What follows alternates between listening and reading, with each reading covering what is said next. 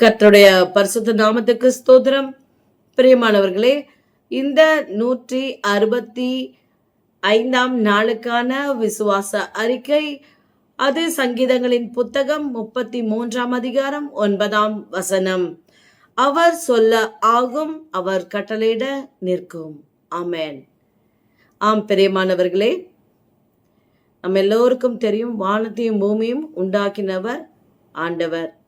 மண்ணினாலே மனுஷனை உண்டாக்குவது அவருக்கு லேசான காரியமானால் மற்றெல்லாவற்றையும் செய்வது அவருக்கு அற்ப காரியம்.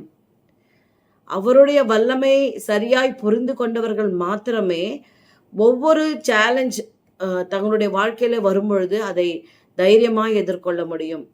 ஸோ நம்ம முதலில் தெரிந்து கொள்ள வேண்டியது என்ன?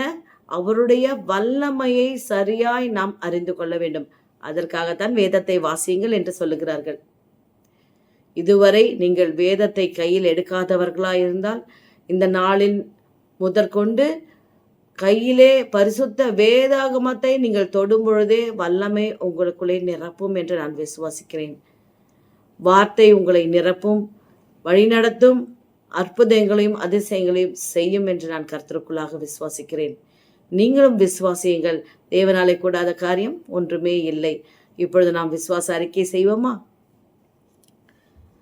சர்வ வல்லமை உள்ள தேவனாகிய கர்த்தாவே, வானத்துக்கும் பூமிக்கும் ஆண்டவரே, உம்முடைய வாயின் வார்த்தையின் வல்லமையினாலே ஆண்டவரே நீர் எல்லாவற்றையும் சிருஷ்டித்தீரப்பா. உம்முடைய நாசியின் சுவாசத்தினாலே மனுஷனுக்கு ஆண்டவரே சுவாசத்தை கொடுத்து உயிர் பெற செய்த வல்லமை உள்ள தேவனாகிய கர்த்தாவே, நீர் ஒரு வார்த்தை சொன்னால் அது அப்படியே ஆகும்.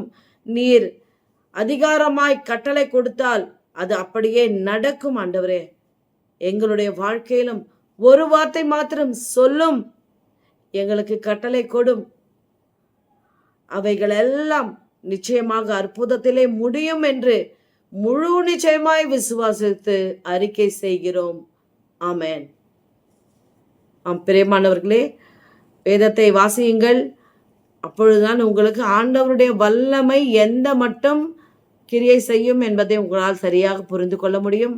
விசுவாசியுங்கள், வேதத்தை தியானியுங்கள். கர்த்தர் உங்களுக்கு பெரிய காரியங்களை செய்வார். God bless you.